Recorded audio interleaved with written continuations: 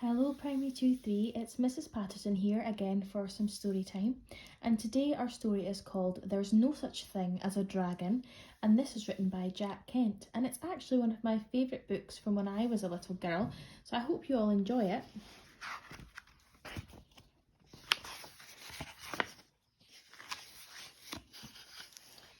Billy Bixby was rather surprised when he woke up one morning and found a dragon in his room. It was a small dragon about the size of a kitten.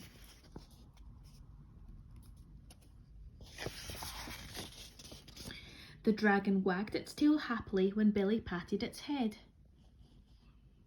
Billy went downstairs to tell his mother. "There's no such thing as a dragon," said Billy's mother, and she said it like she meant it. Billy went back to his room and began to dress. The dragon came close to Billy and wagged its tail, but Billy didn't pat it. If there was no such thing as something, it's silly to pat its head. Billy washed his face and hands and went down to breakfast. The dragon went along.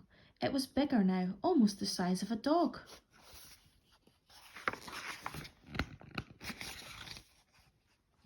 Billy sat down at the table. The dragon sat down on the table.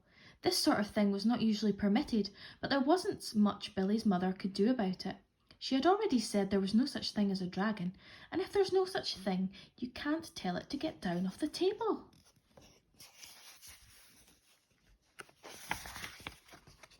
Mother made some pancakes for Billy, but the dragon ate them all. Mother made some more, but the dragon ate those too. Mother kept making pancakes until she ran out of batter. Billy only got one, but he said that was all he wanted anyway. Billy went upstairs to brush his teeth. Mother started clearing the table. The dragon, who was quite as big as Mother by this time, made himself comfortable on the hall rug and went to sleep. By the time Billy came back downstairs, the dragon had grown so much he filled the hall. Billy had to go around by way of the living room to get where his mother was. "I didn't know dragons grew so fast," said Billy. "There's no such thing as a dragon," said his mother firmly. Cleaning the downstairs took Mother all morning. What with the dragon in the way and having to climb in and out of windows to get from room to room. By noon the dragon filled the house, and its head hung out of the front door, its tail hung out of the back door, and there wasn't a room in the house that didn't have some part of the dragon in it. When the dragon awoke from his nap, he was hungry. A bakery truck went by, and the smell of fresh bread was more than the dragon could resist.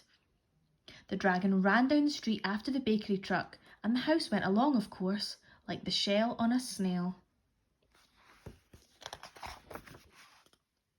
The mailman was just coming up the path with some mail for the Bixbys when their house rushed past him and headed down the street. He chased the Bixbys' house for a few blocks, but he couldn't catch it. When Mr. Bixby came home from lunch, the first thing he noticed was that the house was gone. Luckily, one of the neighbours was able to tell him which way it went. Mr. Bixby got in his car and went looking for the house. He studied all the houses as he drove along. Finally, he saw one that looked familiar. Billy and Mrs. Bixby were waving from an upstairs window.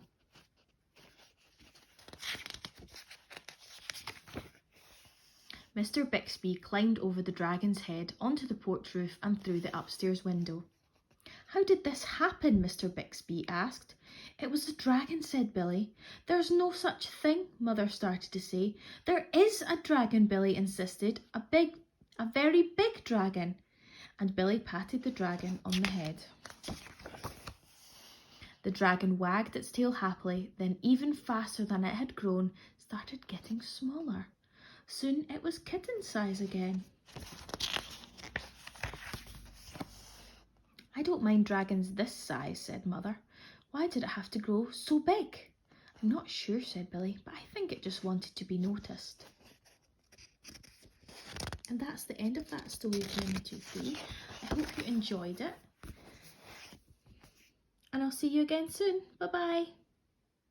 If you like this story and have some free time during your home learning, why don't you try and design a new front cover for the story using your favourite part of the book?